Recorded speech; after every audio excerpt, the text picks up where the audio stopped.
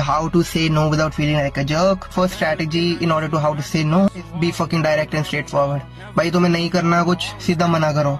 Don't give excuses, don't stall for time, don't say कि भाई मैं अभी नहीं कर सकता, बाद में देख लूंगा. Don't say कि भाई आज मेरे को ये काम है वो काम है, क्योंकि बाद में तुम ही फंसोगे भाई. सामने वाले को पता लग जाता है कि तुम्हारा वो काम नहीं है, फिर क्या करोगे? So don't stall for time, be direct, don't give excuses. And the second point is that भाई अपने decisions की ownership लेना सीखो.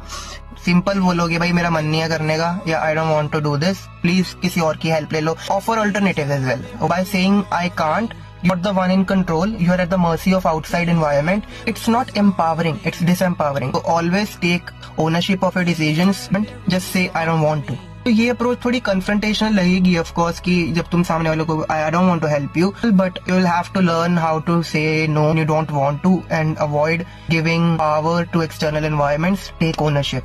Piece out. बाय.